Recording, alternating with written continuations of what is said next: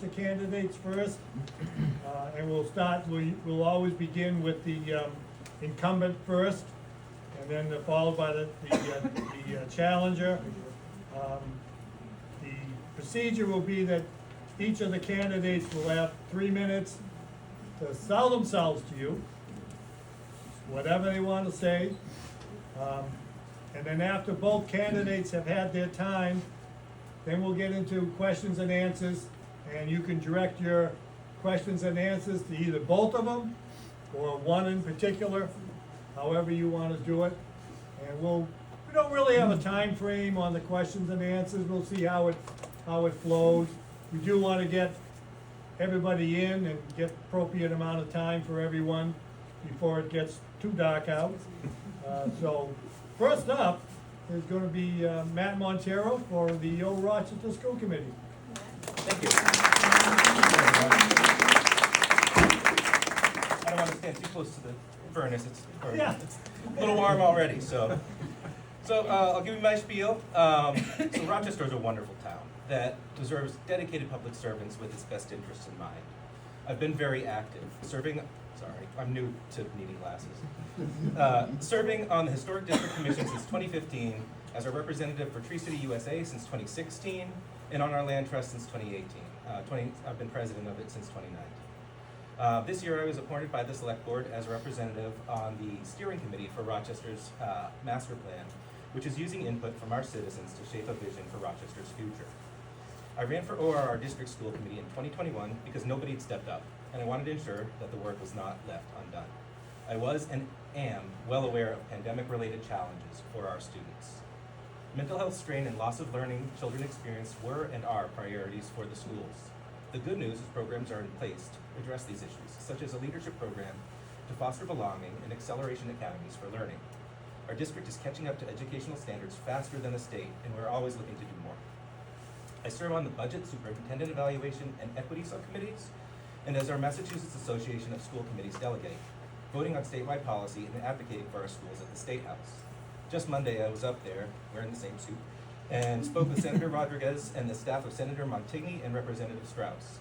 My main concern that I spoke to them about how, despite Mass law requiring it, our regional transportation is not fully reimbursed. As you know, it hit our budget hard this year. I'm also proud of the work we've done on our equity subcommittee. We've identified that some students were not taking AP classes because of income issues and have been able to get those fees waived for them to take the tests. This is potentially free college credit if they score well enough on those tests, helping the most needy people to be able to take advantage of that. Project 351 is a leadership project helping students learn to be leaders and is done with mentorship programs with high school students working with those in younger grades. This has empowered all of the students involved to consider how to navigate difficult situations in responsible and respectful ways. I understand the importance of communication and collaboration, and I am the only school committee member to have attended all 4 parent and community feedback sessions for our strategic 5-year plan. Your feedback was heard. I can think of no skill every student will need in their lives more than personal financial literacy, which is an understanding of how to make responsible financial decisions. Developing expertise in monetary matters will serve them as a lifelong skill, and I continue to promote the development of financial literacy education. Recently, we had a workshop called Credit for Life for the students, and they learned about real-world budgeting with real numbers based on the career they were given and role-played life events like being turned down for a loan. Before I close, I realize there are a number of unfortunate rumors in the community, and I hope you will ask for clarification on those during the question and answer section if you have concerns. I'd love to be able to address them. The 3 years experience I now have means I deeply understand how I can make a positive difference for Rochester. I look forward to continuing in service to its citizens in my volunteer roles, including as your elected representative to the ORR District Committee. I hope I can count on your vote on May 22nd. Thank you.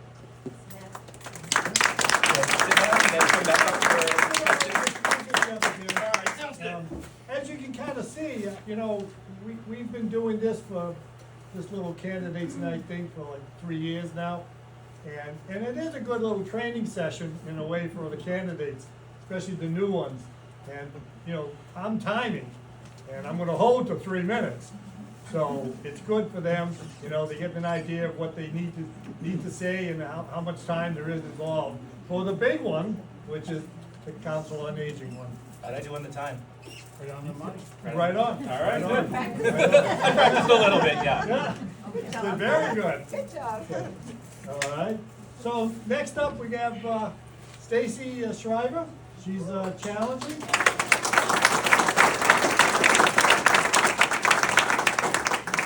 Thank you. Nice to meet you. Hello, Rochester. My name is Stacy Noble Shriver, and my message tonight is how to protect our children, how we maintain a high educational standards and fiscal responsibility. That is why this year I realized running for the Old Rochester School Committee was a duty I could not ignore. At the end of this 2 minutes, I want you to know why your vote for me is a vote for the preservation and protection of the children in Rochester. I've been a resident of Rochester since 2000. I've been married to my husband Gary for 26 years. My children were born and raised here. By trade, I'm a physician of 32 years. As a doctor, I took an oath to do no harm. I take the same oath and add to it to protect those too innocent and powerless to understand when harm is being done to them.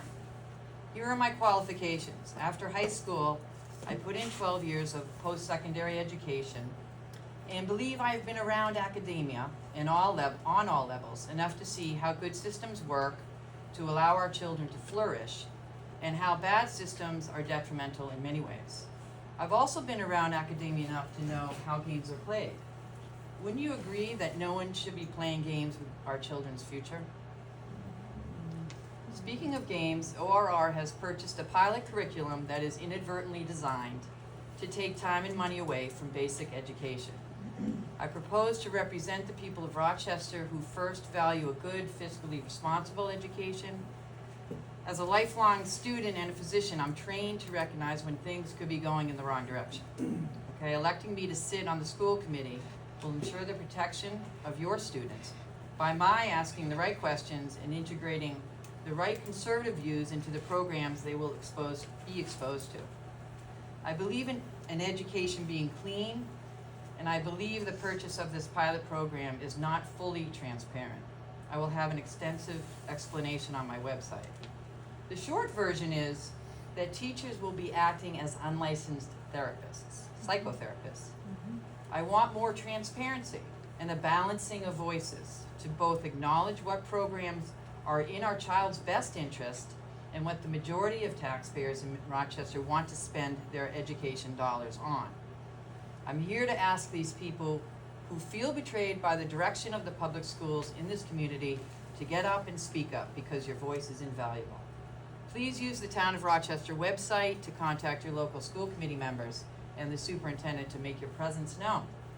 And even though the state encourages every district to teach SEL and monitor it through questionable data-driven systems, my question is, why are we only looking at so few pilot programs? I firmly believe that a thorough evaluation of this matter is warranted, and I promise that that will be one of my first tasks when elected to this very important position. Again, Stacy. yep. Done.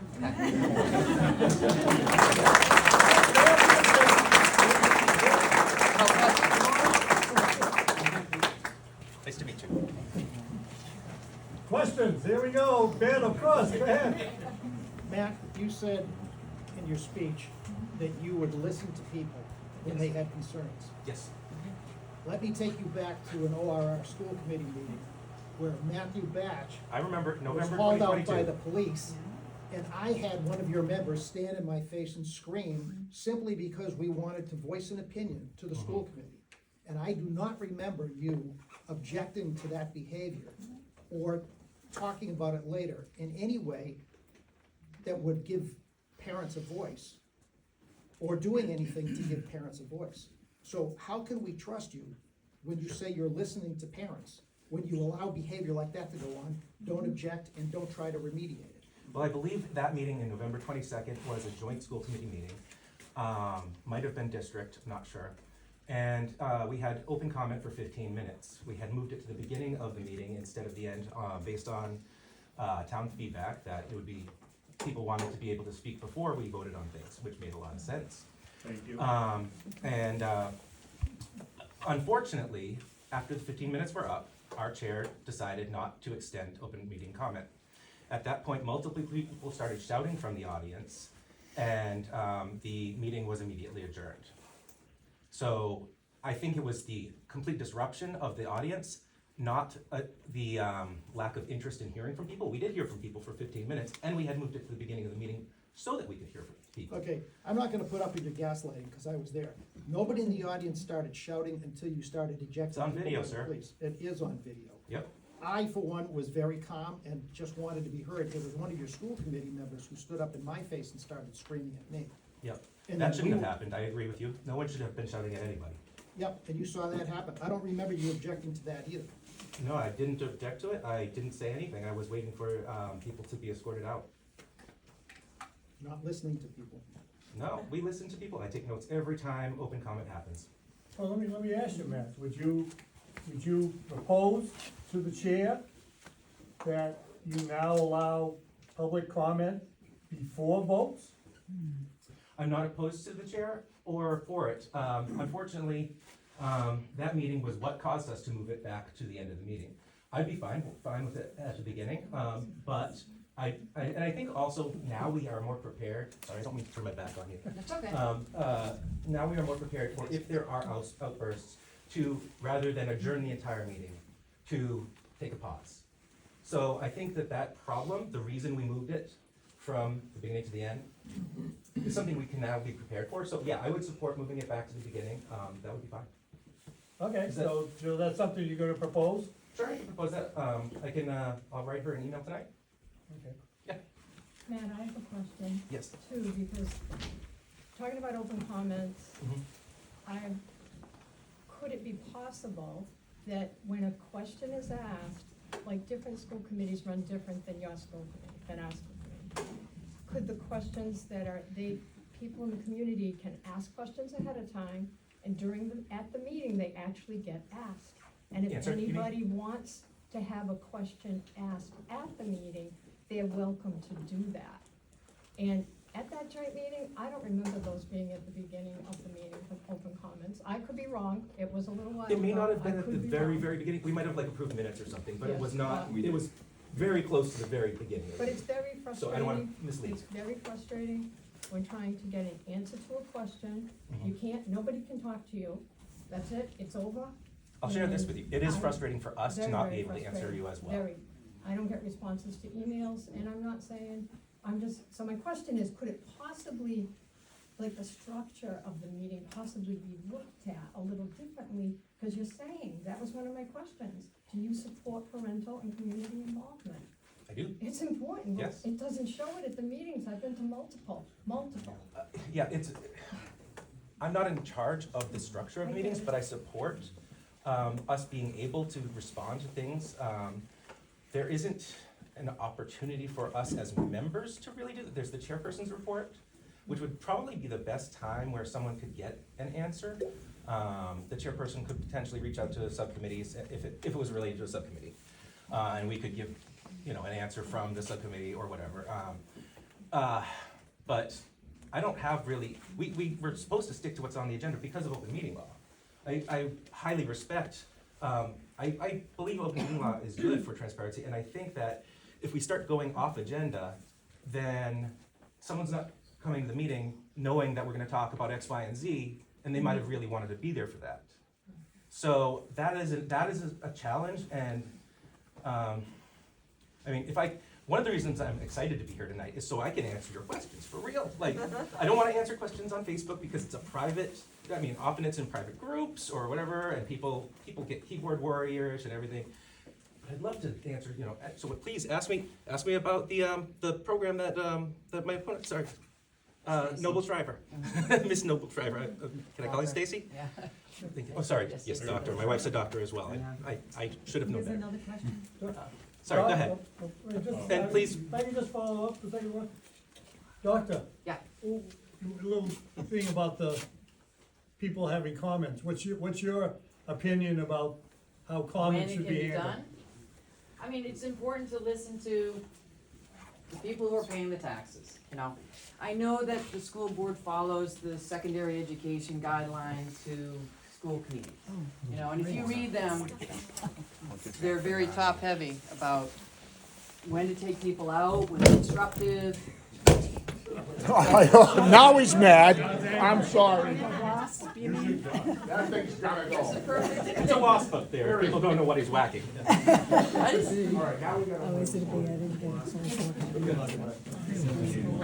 so there's this whole authoritarian way of holding a school committee meeting. Yes, there is. That is, that has gone along to, Have we got it, Jim? I got it finally. Okay. I think he doesn't want me to answer. I know.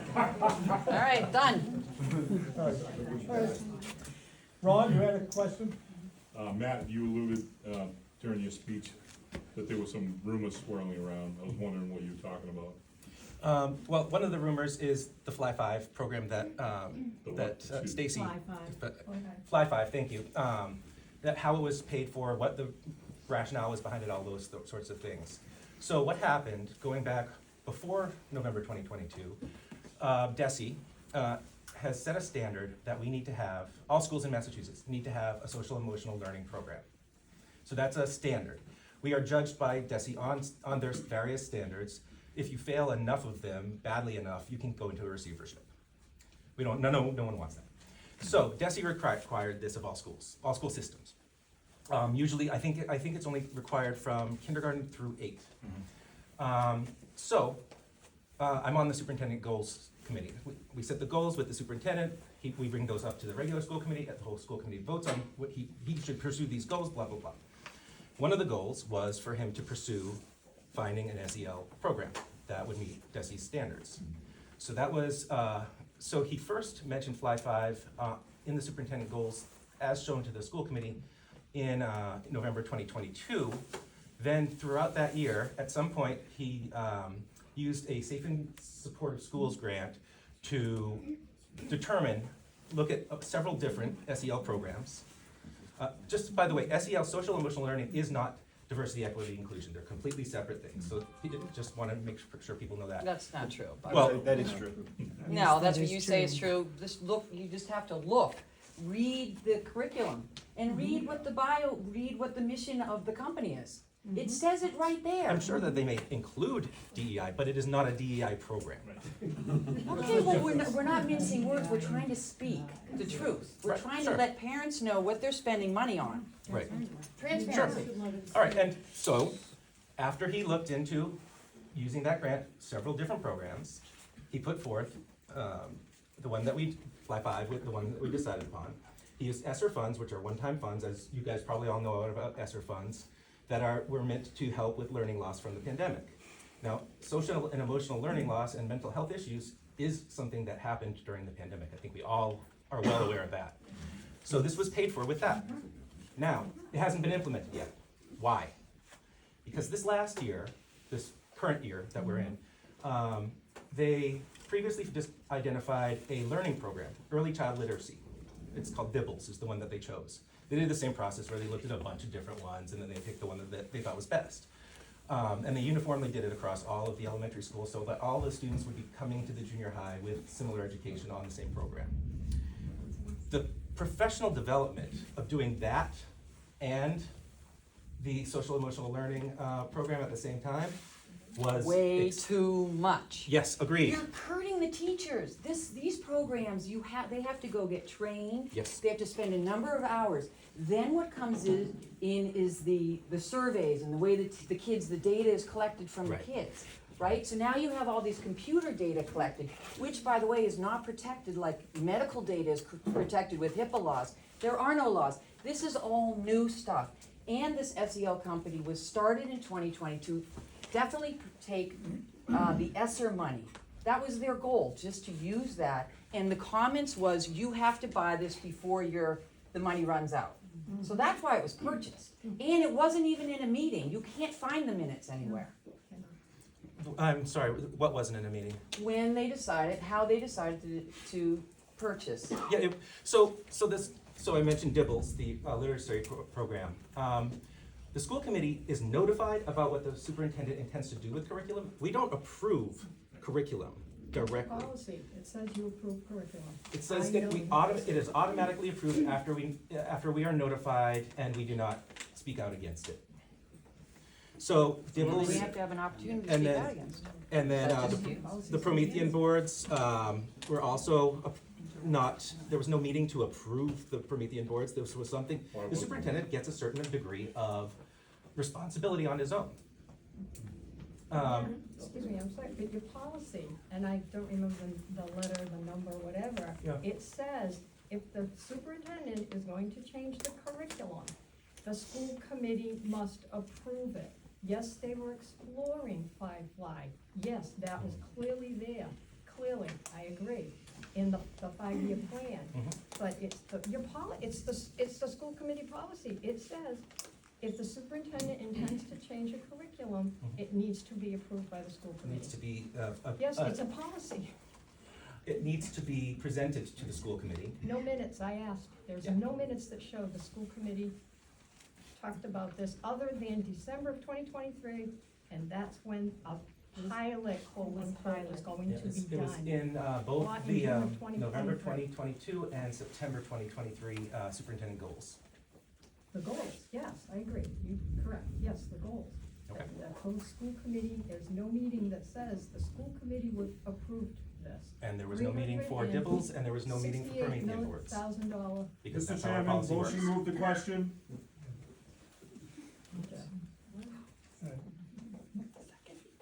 Any other questions? I have a question for you, Stacy. Please tell me what you folks are trying to protect. Ma'am, there's a motion on the floor.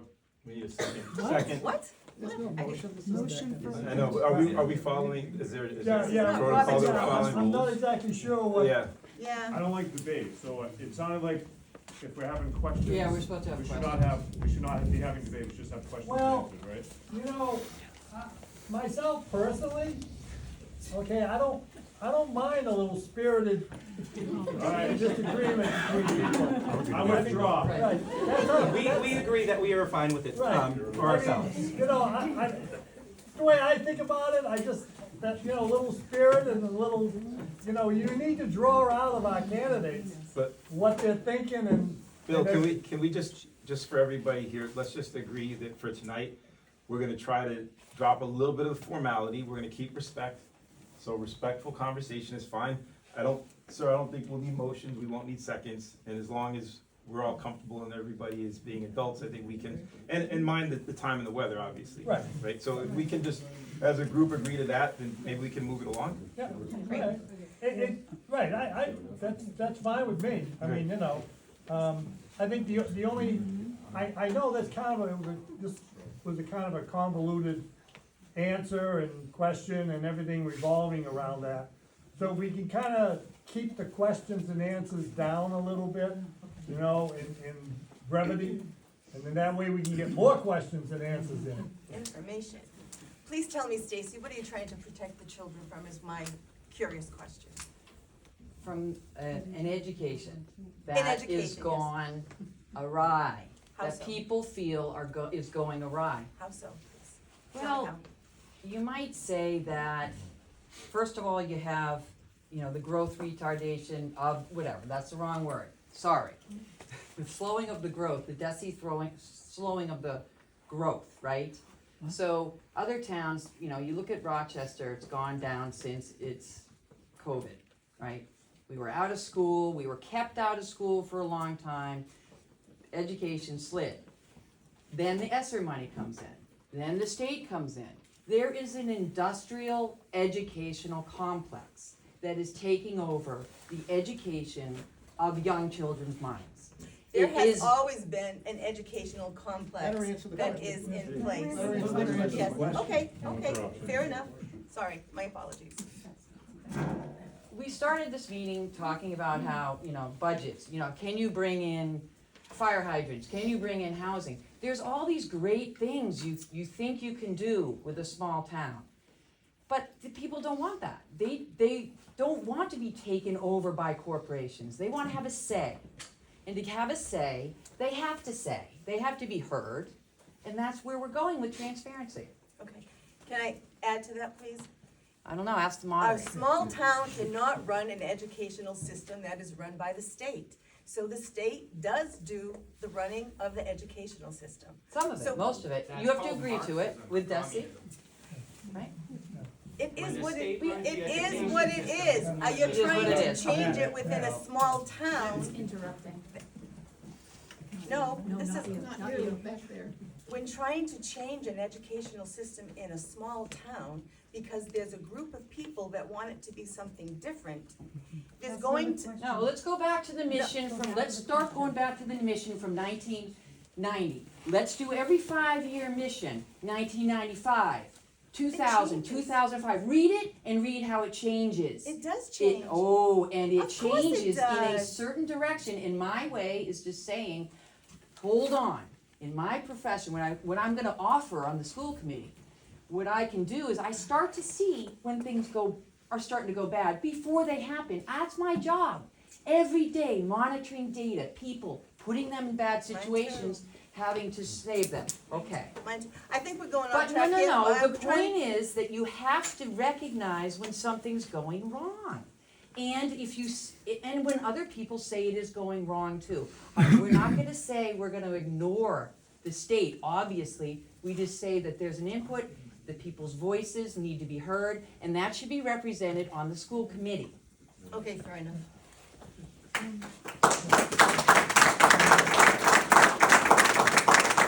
Question out back? Yes, I'd just like a clarification on the former question. I'm still not sure what you are protecting our children against. Yeah, me too. I'm still gonna get I'd the just like answer. a point by point thing, not. What it is their children are innocent, and they are the powerless. So when you impose systems on them that aren't looking out for their best interest in their direction, then that is, Could I have a specific Yes, number of yes, we all wanna points know. you're protecting against?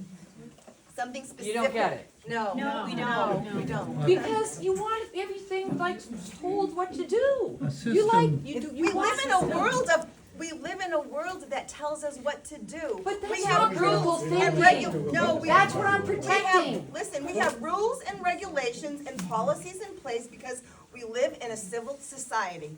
Now, if we wanted to take all of these people's opinions about how their children should be raised in school or educated, it would all be different. How do we accompany all of the different opinions of all the people in this room who have different ideas of how to educate their children? It's impossible. So you No. rely, hold on, so let me finish. So you rely on This the isn't a experts. candidate here. No. This is not a question, Bill.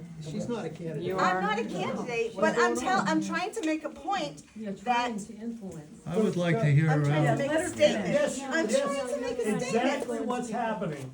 What? Democracy. Exactly. Right here, okay, That's how it Yes. happens. we're This is the right deciding way. between two candidates. And basically, that's what the people are saying. If they support one candidate over another candidate, and they're going in a certain direction with their kids, that's what elections are for. That's the whole point of having an election. But I don't get the point, I don't have the question answered. And I won't answer my question. The system, is the answer the system is what's poisoning our children? Because I don't get the answer. What is the answer? Maybe we should move on to the next question. I don't get it. You want to keep give a it question? I have a I have a sort of a statement and a question, and, oh, I'm sorry. Question I Go have- ahead. I just asked the moderator if I could also Yeah, respond. And so my response was, the system that you're discussing seems to be more of the state level system, not the level on which we would be serving. So there's a lot of things that Desi says that we have to do, that we have to do.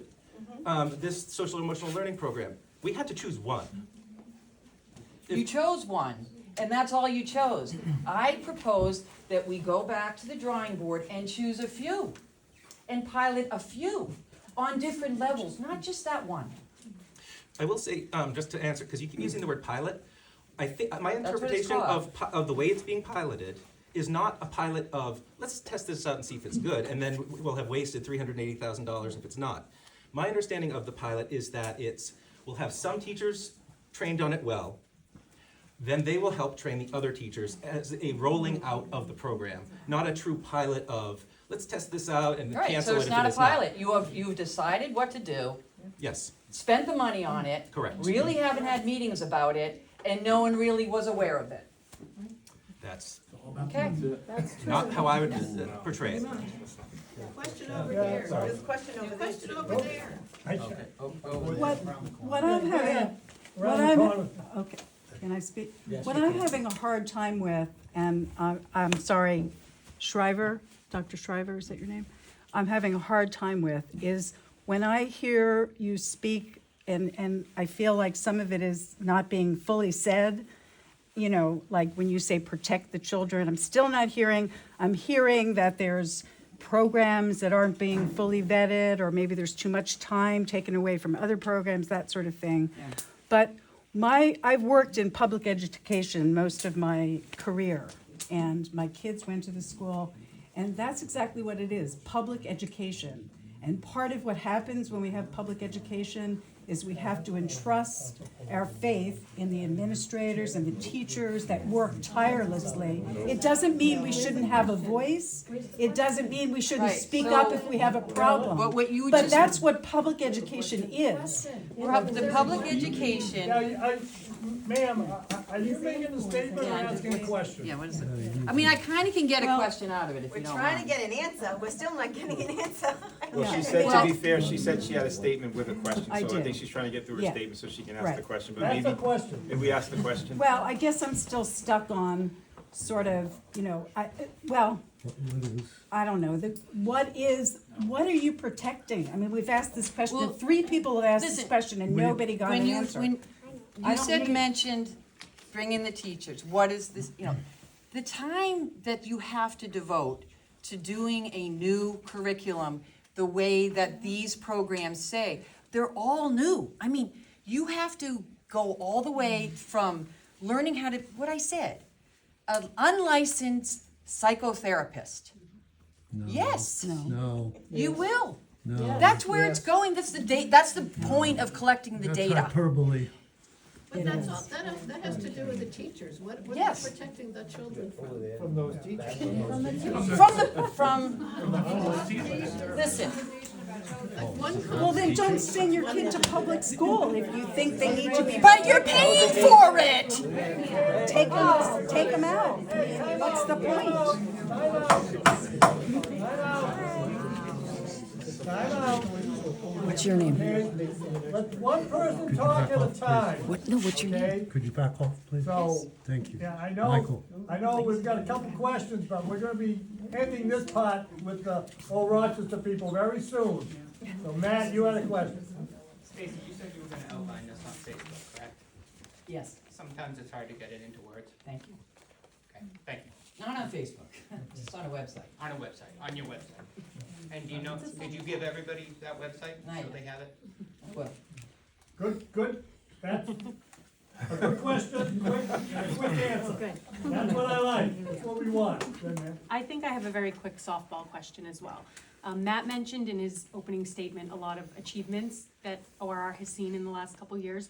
Could you speak to anything at all that you think our schools are doing oh, well? absolutely. Yeah, Fantastic. You just had like 5 people recommended, you know, National Honor Society, you know, this recognition Yes. that they were taught seniors. well. Yeah. Yes, excellent, you know, and that is, you know, a benefit to the town people, right? We have Yes, this they were great well school educated. system, Yeah. right? And the families that have them there, so. But anything else you think the school's doing well right now? Well, you know, my kids graduated recently, so, you know, I'm not too far away from the high school, in terms of seeing how good they are. So Any- that's just, any we wanna specifics? keep it, we just wanna keep it good. Specifically, what are they doing well? You haven't answered. That wasn't an answer? No, Okay. to say that you see the kids at the school and that means they're doing well, I just don't, I'm trying to understand, help me understand. Help you understand what 5 recognized That's one seniors thing. We're saying that are there's doing another well, thing. that are a product of the school, is a She asked you if there was something else. Is there anything else? I'm just Alright. curious, Matt listed a bunch of things. All right, time. Well, when you're an incumbent, We're you gonna can jump answer, you into, can list that. we're gonna jump into the local school committee next, okay? If- If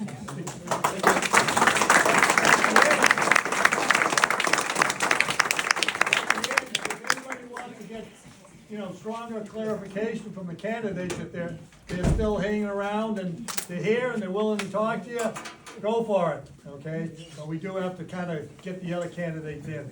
Sorry to cut that off a little bit, but we have, just to let you know, Robin Rounsville, could not make it tonight, so Jason Chisholm is the longest standing. So I'm the incumbent for the Rochester Memorial School Committee role. Yep. I'm gonna try and save us a little bit of time, because what I'd actually like to do is give more time for question and answers, and here's why. Like Paul, when he joined, this first term was actually an education. You come into the organization thinking you know how it might work, you come into it thinking you know what kind of changes and impact you're gonna make, and then very quickly you start to learn that there are policies, there are procedures, there are certain rules you have to abide by. Now, when I came to the organization, it was because we moved to the community. I've got 3 children. They're doing very well in the school system. My wife encouraged us to move down here. She's from the New Bedford area. I'm from Bedford, Massachusetts originally, so this for me was very much a new world. But I wanted to come down here to be closer to her family, and I wanted to be able to experience some of the things that she experienced growing up for our children. And what I found was that we don't actually get a lot of interest in our local town elections. I believe when I came to the organization, there was an open seat.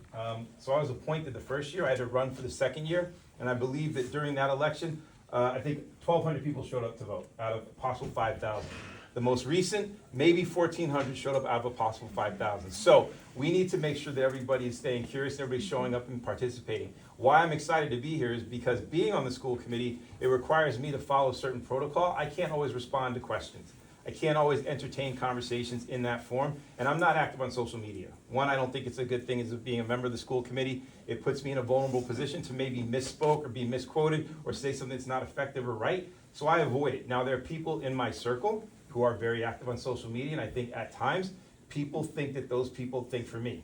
Now, occasionally, I might agree with some of the thoughts they might have, but they're not all my thoughts. So for me, this is an opportunity for you to actually get to meet me, ask me questions. And again, I'm gonna repeat what I said at the beginning. As long as it's respectful, I'm ready to have any conversation you all wanna have. If it gets disrespectful, because at times, at school committee, it has, and what you've seen is me be very quiet and very stoic. What you'll find out very quickly is, I have opinions, I will respond in kind to how you respond to me, but I wanna lead with respect, and I wanna lead with curiosity and understanding. So with that, we would love to entertain some questions. Okay, well, we'll get the other 2 candidates to come up, and then. I'll be right here. Yep, there you go. We'll find you. That's right. Okay, Josh, why don't you, Oh, sure. Don't start the clock till I get there. I've never talked for less than 3 minutes in my life. Hi, guys. For those of you who do not know me, my name is Josh Trombley. I moved to Rochester along with my wife Jessica and 2 children in 2020. We moved here from the city of New Bedford, where I grew up, mostly for the schools and to live in a safe town. Unfortunately, that same year, COVID hit, and it was an impossible situation for everyone. The following year, the town seemed to be changing a little bit. I noticed it first at the school committee meeting, where the decision over whether to unmask the children took place. And since then, the political tug of war hasn't stopped for a second. For a while, I wasn't sure I had made the right decision to move here, honestly. I'd grown up, lived, gone to school in a very diverse city, and to be honest, we didn't have a lot of these problems. But I took some time to get out there and interact, and I have to say that every single person that I've met in this town, whether they agree with me or not, has been friendly, willing to have an honest conversation, and very engaging, as long as it's in person and not online. I began to attend the school committee meetings to see how it all worked, and have attended almost all RMS, district, and joint school committee meetings in person, as well as the equity subcommittee meetings remotely. I'm running for a seat on the RMS school committee because what we need are school committee members who know how to take down the temperature, not stand by and watch it crank up. One of the ways you do that is by allowing the public to speak before you vote. Our current RMS school committee has just voted that down 4-1. You take down the temperature by addressing problems with parents and residents before they become major issues. And you do it by compromising. I've not witnessed much compromising with the public on almost any issue, and I believe the voting records reflect that. Prioritizing public comment and compromising are not partisan issues, and it doesn't matter what side of the political aisle you're on, because the next go-around, we may be discussing an issue that you care deeply about. I've been a union member and a steward for 23 years, and I have nothing but respect for teachers and what they do, and all of my children's teachers have been amazing.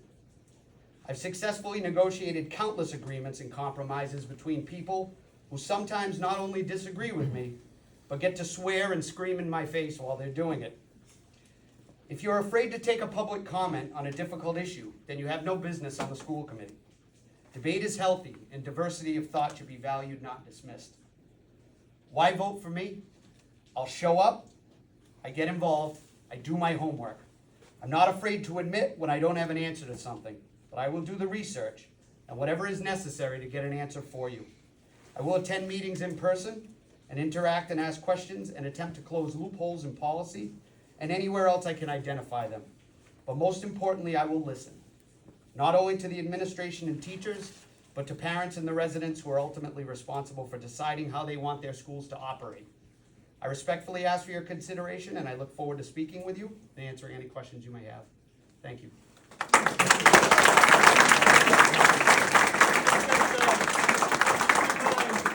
Like I said, Robin Roundsville couldn't make it tonight, so there's 2 seats on the local. They're both 3 years, right, Jason? They are. They're both 3 years. So we have another candidate for the RMS School Committee. Matt? Matthew Batch. Good evening. It's my first time running for something, so if I stumble, I stumble. Okay. Hi, my name is Matthew Batch. I am running for the RMS School Committee. I am a proud father of 3 children. There they are, Gabe, Isaiah, Aria, 2 of which go to RMS, 1 goes to ORR. My beautiful wife, Nicolette, she's right there, is currently a teacher at East Fairhaven Elementary. She has a license in elementary education for grade 1 through 6 and has her CEI certification. SEI, sorry. That's right. She and I have been Rochester residents for 10 years. I currently own and operate a local business, Batch's Plumbing and Heating. I have been proudly serving on the Rochester Conservation Committee for 2 years. I currently hold 5 Massachusetts state licenses, an unrestricted CSL, an oil burner's license, a refrigerant license, master plumber's license, and my journeyman plumber's license. I also have an advanced degree. The primary focus of my study was moral philosophy. I am registered as an independent. I plan on bringing business experience, financial knowledge, organization skills, blue-collar values, common sense, and the voice of the parents to the school committee. And we know why that's important. And if you see my signs, you see it says I'm listening everywhere, right? Okay. Registered as an parents of the school committee. I plan on bringing a stop to the division in the community that the current administration has sown by not listening to the parents. I am running for a seat on the Rochester School Committee because I firmly believe that parents, guardians, taxpayers have the right to transparency and accountability when it comes to their tax dollars and to their children. I humbly ask for your vote on May 22nd. Thank you.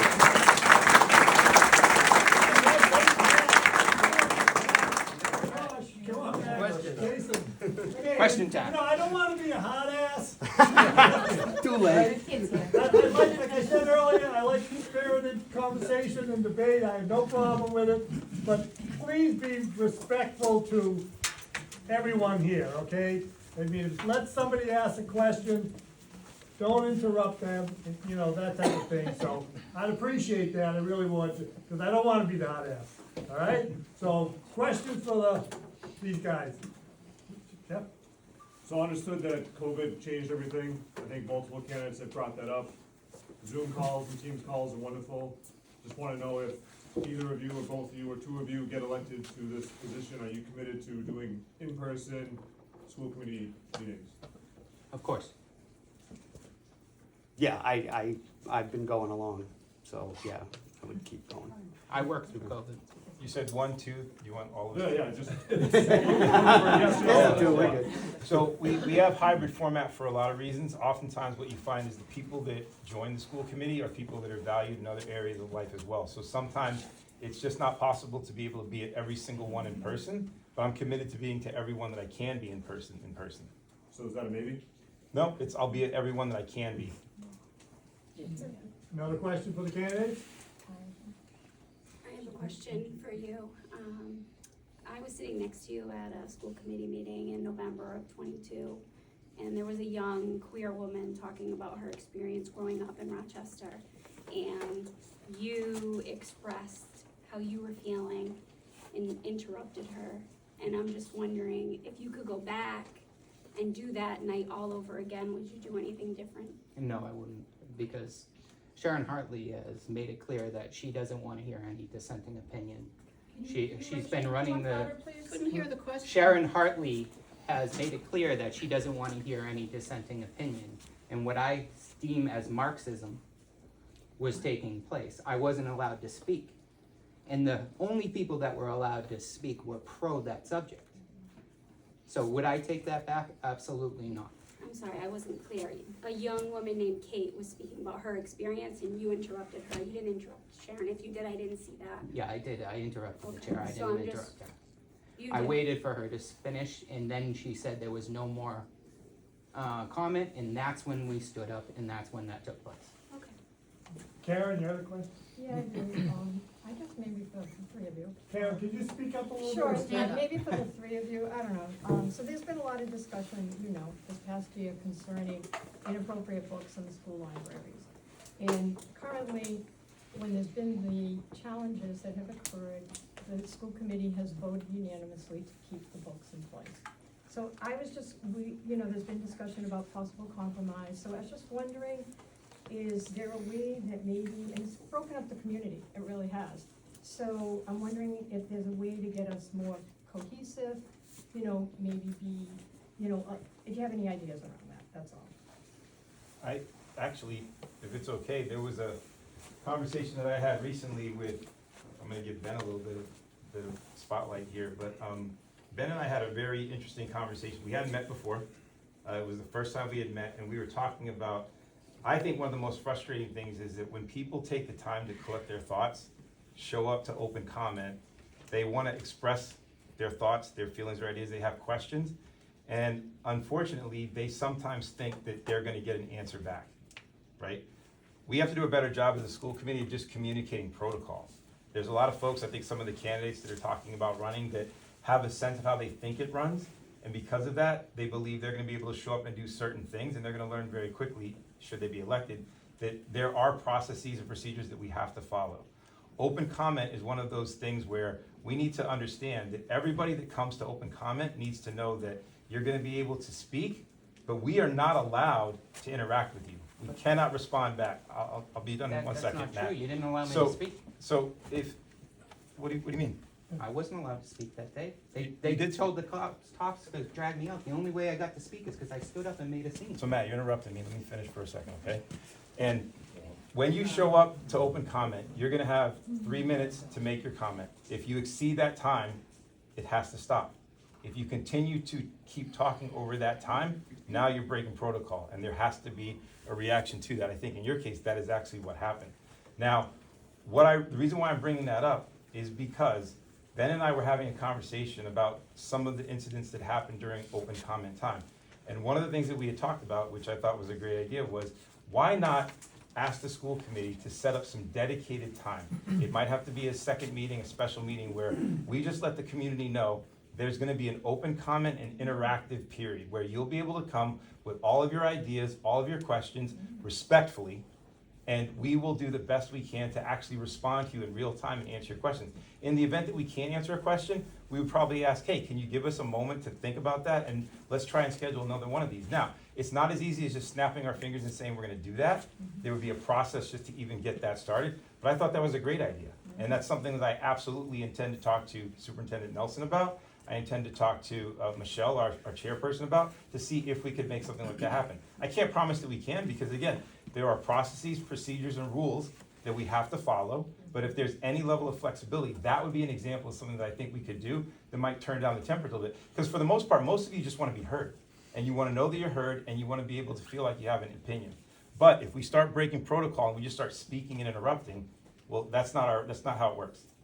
Can I make one comment to that, cause it was my question about the books? All of, Well, is that all right? why don't we get the comment from the other two here? I think, Matt, go ahead. I think that's an excellent idea. I wouldn't be here if that happened. I tell you that right back. If somebody just let me speak, I wasn't even allowed to speak at all. I was looked down to. In fact, what's he, a plumber? He doesn't know about my kid's education? Josh? Yeah, I think oops, I'm sorry. I think, I mean, I like the fact that Matt had mentioned about entertaining moving the public comment forward. I think that's huge. I think people waste a lot of time sitting, waiting for the end of the meeting, and the vote's already been had. So if you can move that public comment forward, I think a lot of people will get, we have 30 minutes set up. The meeting goes so long, 30 minutes at the beginning, 30 minutes at the end, doesn't really matter. There's 30 minutes set up for public comment. So if that public comment comes at the beginning of the meeting, I think a lot of people will be able to air whatever the issues they have on the agenda. And, I mean, obviously, just from the people in this room and the people that I've heard at the last heated meeting, there's some pretty expert people in the audience that you might not know are experts on certain subjects. And if I'm sitting on a school committee and some expert comes out and explains something to me on the agenda, I may very well change my vote before I get there. So I think that's important, and I don't think it affects anything. 30 minutes is 30 minutes, whether it's at the beginning or at the end. And I think that's something that we would be able to do because we just had a vote on it, And you got can't voted just let down. one side speak, like what happened with the books. You just let one side speak. Well, so just, because Josh brought up, sorry, I'll very quickly. Yep. Josh brought up a really good point, but I want to make sure, because this is something I'm committed to, is making sure that everybody that wants to get involved understands how it actually works, okay? So the reason why open comment is usually put towards the end, and this is where it's going to be trust. We have to have a lot of trust, and we all have to be responsible adults.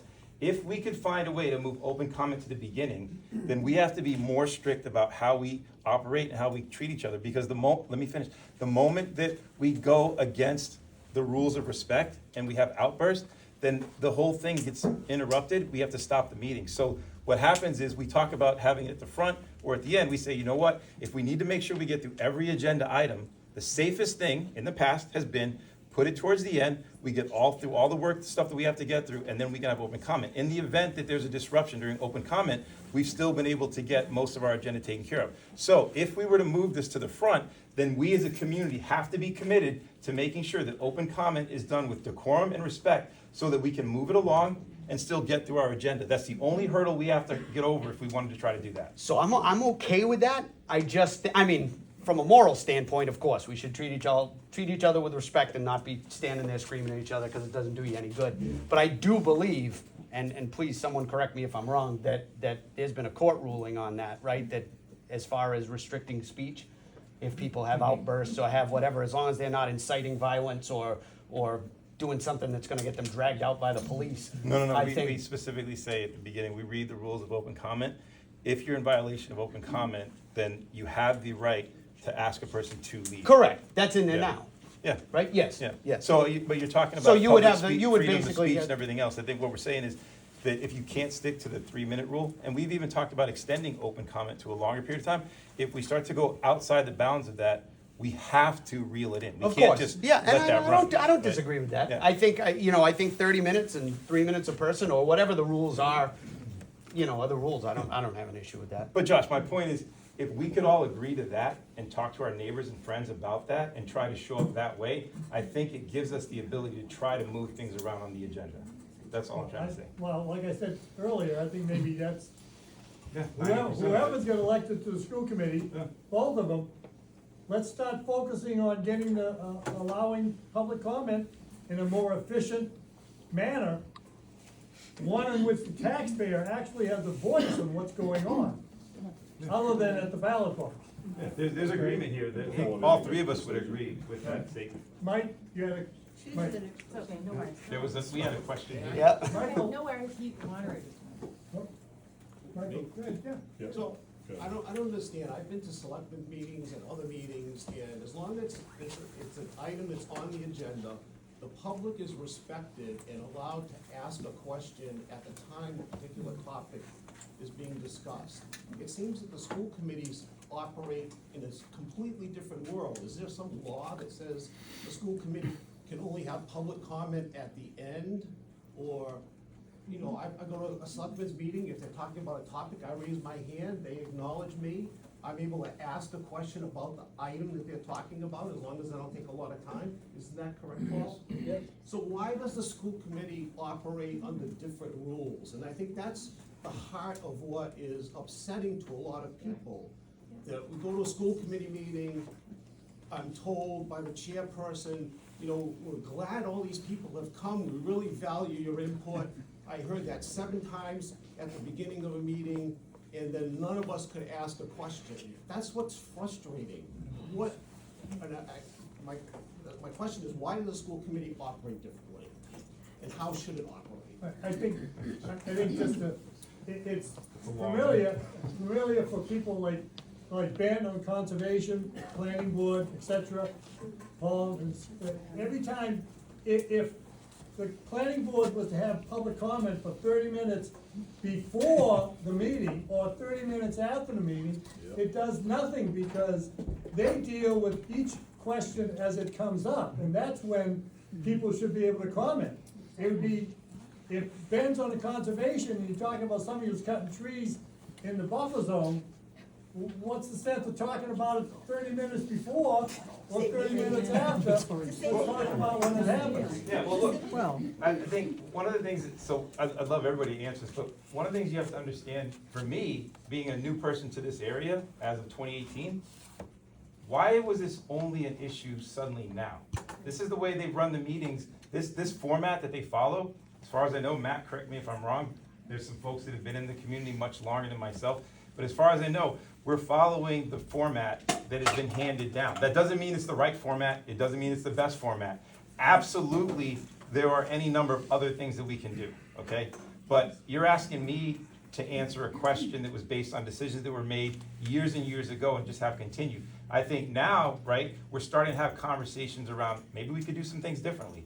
Maybe we should look at the way our agendas are set up, and that's something we can entertain. But I gotta tell you, this group of folks here at different points of time have contributed to reasons why, not this group specifically, but folks in this community have contributed to why it has to remain at the end. So if we're so fixated on changing the order, if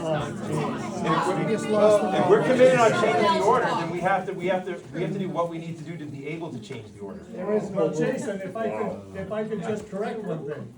I was on the local school committee for a number of years, and 2 things, okay? 1, we allow comment from the taxpayer, and 2, we face the audience.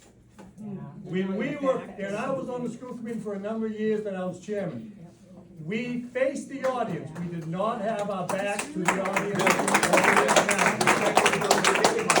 Whether you realize it or not, what I'm saying is that, right, so if I walk into that meeting, okay, I'm not setting up the meeting. The meeting is set up for us. So if you're a new person to the organization, you're saying, well, this must be tradition. This is how we do it.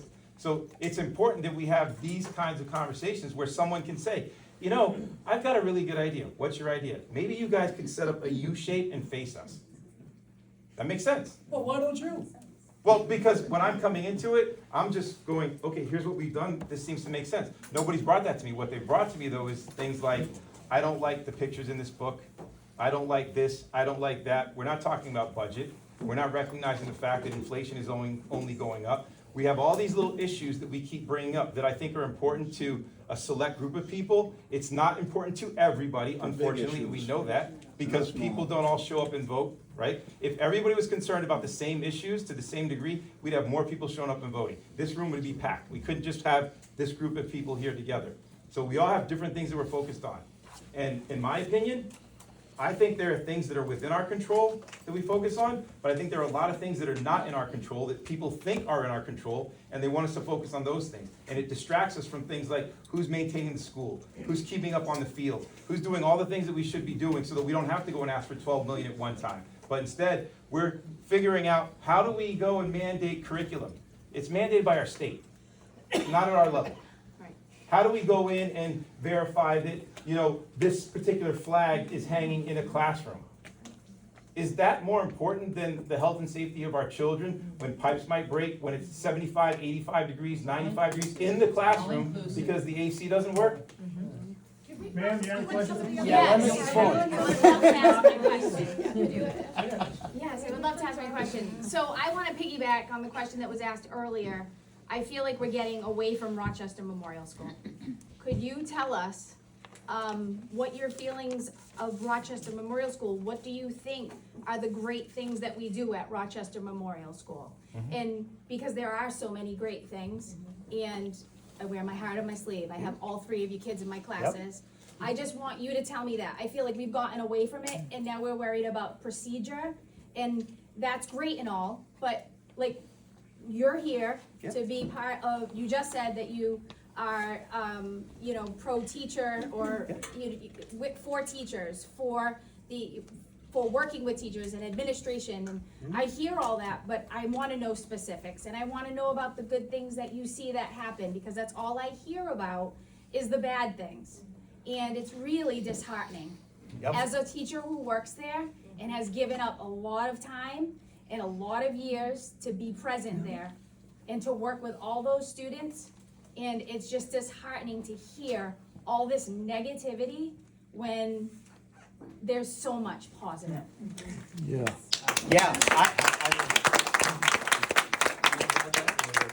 Anything coming, I don't want to. So I'll very quickly tell you, we have hardworking teachers, and they meet they meet our kids where they are, and that's very important.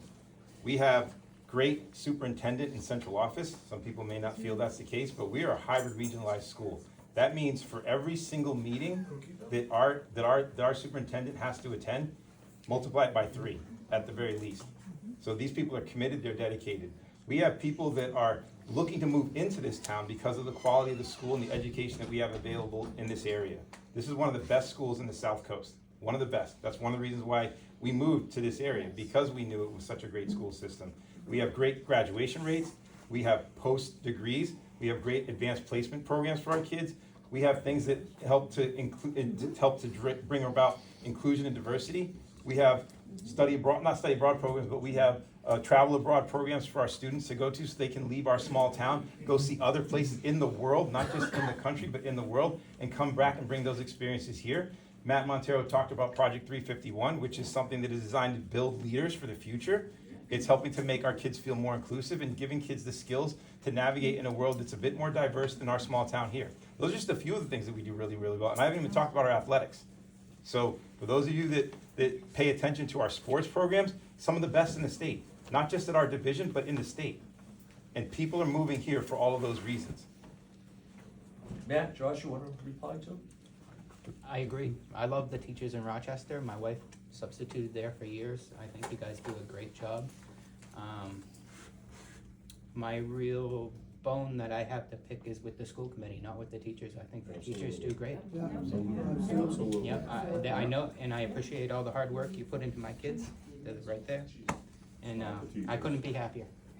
Yep, I don't think you're gonna ever find a spot. All 3 of us are probably gonna agree 100%, but I'm with you there.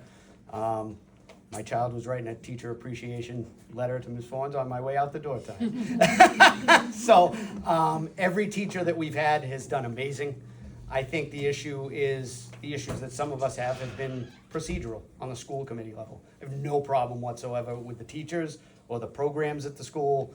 What you guys have done it's phenomenal. My kids have, I mean, that's really what's kind of kept me in it with the kids, because we did waver back and forth. It was COVID year, it was kind of crazy, but I mean, the teachers really pulled that through. We had Mrs. Bakayaki, I don't even know how she managed to wrangle those kindergartners and everybody else that we've had. My son growing up is just, I mean, the 2A communication has been wonderful. yeah, I have no complaints at all about the teachers. I think you guys do a phenomenal job. Above and beyond. I mean, with all the field trips, with all the extra things and carnival and you know, I appreciate all of that. That's what makes it, really. Joe, you had a question? Yeah, I want to bring it back to that day that it was stressful for everyone, where people were escorted out. But I want to echo, I think RMS is one of the best schools in the area, if not in the state. My kids had a great experience. But I want to bring it back to Jason. I have a question for Jason. As bad as it was, and people were escorted out, and I think all of us, even our school board, did not want to see that. But the question for you, Jason, is after that happened, you came up to me, and I hope you remember this. Your words, not mine. And you pointed at everybody that was leaving, and you said, those are your people. And I responded to you, I said, no, we represent all of them, Jason. They're our constituents. What did you mean by your people?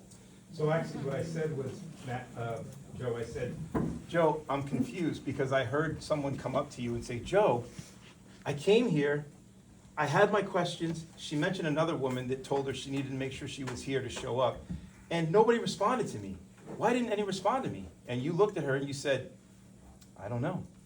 And I heard that conversation, and I was sitting right next to you. You know I heard that conversation because then I immediately went to you and I said, Joe, listen, it's none of my business, but I just heard what she said. Why is it that people that seem to be with you and know you don't understand the policy around open comment? And you said, well, it's confusing.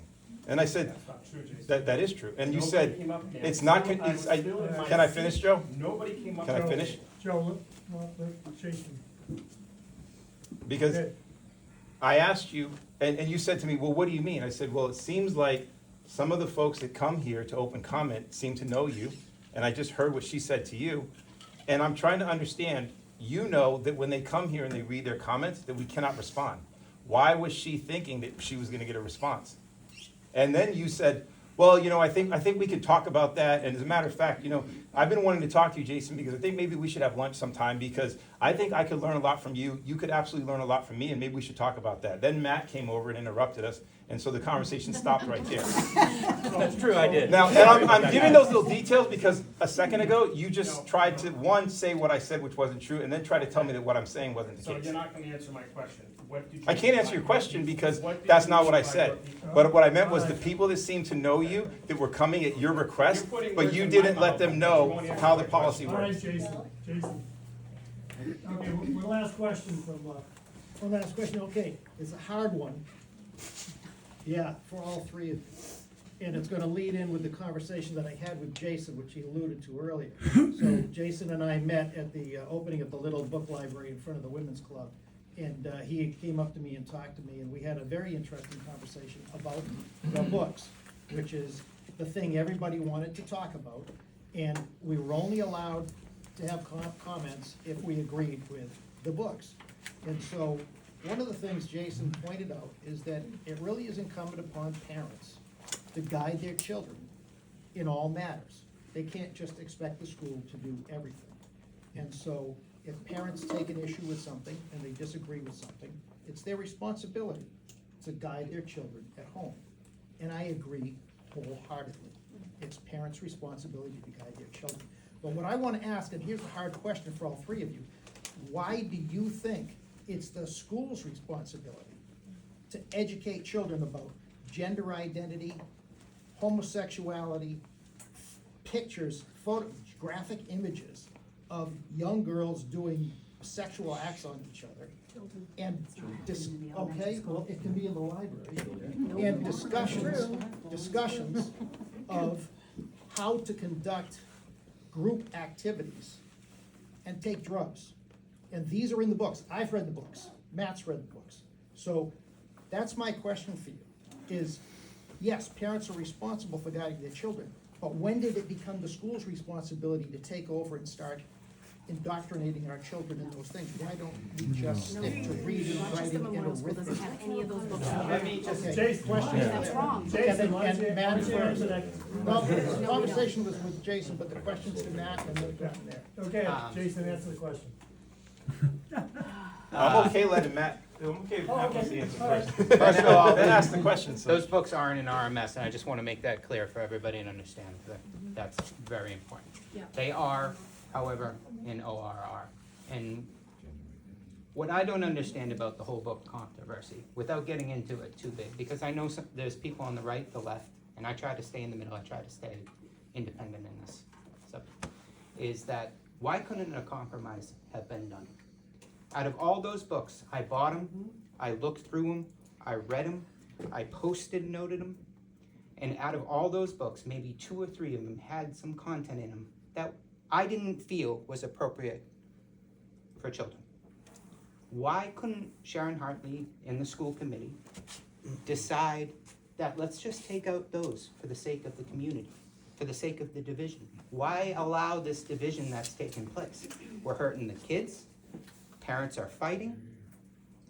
Why do that? Why not have a compromise? What was the big deal about taking 2 or 3 of those books and substituting another book that had the same representation but without the dirty pictures? Would that have been that hard? I don't think that would have been that hard. And that's why I'm running on I'm listening, and that's why I'm running on compromise, and that's why I want to heal the wounds that happened that day. All right. Josh, I guess you're. I'm gonna stick to RMS on this one, because those books in question are not there. Just to give you a sound bite though, so I don't disappoint you. My issue came up with the It Feels Good to Be Yourself book. And it didn't come up for the reason that you would probably think. I have many very close family members in the LGBT community who I value their opinion more than just about anyone. And I've asked them a lot of questions about this situation. And my issue was what the school committee's definition of compromise was. And I feel like I don't know the librarian, other than to say that I know her name. I'm told she's a professional and she is very good at what she does and everyone likes her. And that's good enough for me.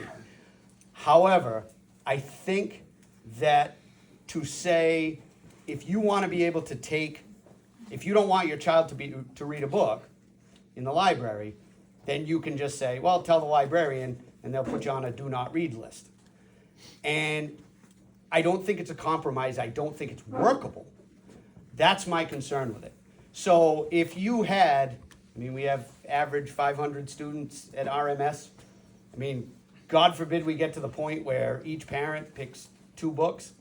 We love this professional librarian so much that we've decided to task her with a 1,000-book list and 500 sets of parents. I don't think that's workable, and I also think that, I know, I heard it. It's not a policy, it's a practice. So we might need a policy or something if that's the case, because right now I believe the opt-out procedure, and please correct me if I'm wrong, you guys would know for sure, but I believe the opt-out procedure is for sex ed. I believe. I'm not right. So you can pretty much. But the library thing. It just seemed when I was sitting at that meeting that, it just didn't seem like a workable solution. It seemed kind of like just a make it go away kind of thing. So I'm just wondering how we'd be able to do that if parents wanted to opt their children out of whatever it was, because the parents really don't know what's going on unless your kid comes back and tells you. So yeah. You can go on the website, and I've been on the Rochester website, and you can see every book, and you have to search every book in the library. But, I understand your point about being active in your kids' lives, and I am very active in mine. And I do ask them questions when they come home, and, we talk about things, and we talk about sensitive topics all the time. I'd just like to kind of see them coming a little bit ahead of time, if I had that opportunity. Nobody's been able to find the opt-out forms on that website. My daughter has searched, they do not exist. It should be opt-in, not opt-out. Opt-in. There's no opt-out. There is no opt-out form that anybody can find. All right, Jason, why don't you answer the question? So, you're right, it's a tough question. And the reason why it's a tough question is because the context of the conversation Ben and I were having was I was trying to explain to Ben why, while I may have certain opinions about certain content, topics, things, that our children may come into contact with. I also recognize that we have people who are certified, credentialized, and have experience that are in positions to make certain decisions. Now, I know the reality is I am not gonna like and agree with every single decision or choice that the teachers might make, the administration might make, our governor might make, our mayor might make, the select board might make, right? And so I recognize that. So that's why for us, and I'm looking at my wife here, it's important that we make sure that our voices are the loudest voices in the minds of our children. So I'm purposely not answering the question about if they're teaching this, because I haven't seen evidence of any of our teachers introducing this into curriculum, doing like a show and tell, here's the book, flipping to pages. So I can't speak to that. I am not gonna speak to that, because you know what, one thing I learned during COVID, when we had to go hybrid and we had kids at home and my wife here had to play the role of teacher, there was no higher level of appreciation for the job that our educators do. And I'm not equipped to do it. She did the best she could, and I think she would agree she was not fully equipped to do it, but we did the best we could. So, I know and I trust the central office, I trust that the librarian that you just talked about, Josh, that people have a lot of high regard for that individual. They have a process. Now, they go through their process. They've earned the right to have that choice, and they make it. Now, how I feel about the choice may be very separate from how we now conduct our home with our children, the morals that we instill within them. And I think everybody should be able to do that. And it breaks my heart when I see people stand up and say they're worried about this influence, that influence. Yeah, it's the real world. But if these outside influences are so strong that they're gonna override whatever you're instilling in your children, that's a whole different conversation. I feel very comfortable with what we're doing with our children. Any one of you could spend 5 minutes with my kids and you would realize this is the influence that Jason and Aaron have on them. This is how they see them. And these are the things they're worried about, disappointing us. Now that could change one day, but I'm making sure that we're doing everything we need to do on our end to make sure that whatever choices they make, eyes wide open, repercussions are gonna be clear to them, and they know how we feel about it. That's where I'm at with the issue. I would add to that some people don't have good parents at home. That's what I was. Some people don't have a father, or their father's abusive. Right? So, I mean, the school does set a certain moral standard for the children, and we need to be very careful with that. And not in RMS, RMS is great, but in ORR, and we gotta be careful. But that's not a curriculum. You can't find a curriculum where they're saying we're teaching moral standard. Well, I think what what you're we talking about allow is in a the school- byproduct that might happen when kids interact with each other and they operate within the world, which is again, and I'm being repetitive here, we have a responsibility, and I hear you. Yep. Not everybody has the same foundation. They're not gonna be blessed. They don't have the morals, they don't have a lot of And I things, understand that right? your child is well-adjusted. I have experience with that. I know that they are. What concerns me and why I went before, about the book, is because there are children that don't have that support system at home. They don't have the parents giving them their moral compass or their following, and they're going to follow whatever their friend or their teacher. Is that a their question? great Well, influence- but my point is this, Finish up, Jason. what we're talking about though is now we start getting into people's individual opinions about certain things. And to the point that was made earlier, if we tried to take in every single thought, idea, and opinion, that's not a realistic scenario. So I'm a big believer in you control what you can't, recognize you can't control it. That's hard to hear. And I know a lot of us that really want a simple, take all the books out, change this, stop over-sexualizing that, stop introducing these topics. I get it, I see how that's frustrating, but I think, I never said to take the books out. I wished for a compromise. no, and I'm not trying to pin you down to saying that you said something or not. What I'm simply saying is that we have to make sure that we understand there is a level of influence that we have. If you can reach out and help some other family that doesn't have the same infrastructure and things like that, you do that through your kids. Let your kids be examples that other kids should follow. And the other thing too is we've got to stop focusing on things that don't affect everybody. Like it or not, the reality is this thing that we're talking about with the books, there's a lot of people that aren't affected by that. For one reason or another, they're not affected by it. But we are all going to be affected by aging hardware, aging infrastructure in our schools. We are going to be impacted by inflation that keeps going up. We are going to continue to be impacted when we can't find good teachers and good support staff to come work here, because we have a talent retention and acquisition problem, and Paul illustrated beautifully. Everybody around us is trying to find ways to pay more. We don't have businesses here that we can get extra tax from them and revenue from them, right? We don't have a lot of other things that other towns and districts can do to generate revenue, but we want to spend all of our time arguing and fighting about books, the pictures, and all these other things. For me, having gone through one term and excited about a second term, I want to figure out how I can get us on those issues. I want to figure out how we have those conversations. All right, let's Let's wrap it up. let's wrap it up. Paul Grant. The board of selectmen, every year, the chair changes. It rotates. The selectman that's in their last term becomes the chair. If I get reelected, I will become the clerk. I will move down from the chair and become the clerk. So it gives everybody a say in how the meeting is run, to a point. You have certain things that you have to follow. There are some rules and there are things that you have to do. But the chair has some leeway in how they run their meeting. And I wondered why every committee doesn't do the same thing, because not all of us agree. I mean, we try to find compromise and we work together. But everybody has a different idea sometimes, or a different outlook on it. And I wonder why all the committees don't do the same thing, where everybody gets and everybody should have a chance to be in the hot seat.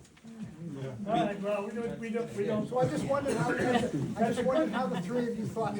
Well, good closing thought that they can take back, okay? So, that goes along with term limits, I think, too. Well, yeah. Yes. Thanks, everybody.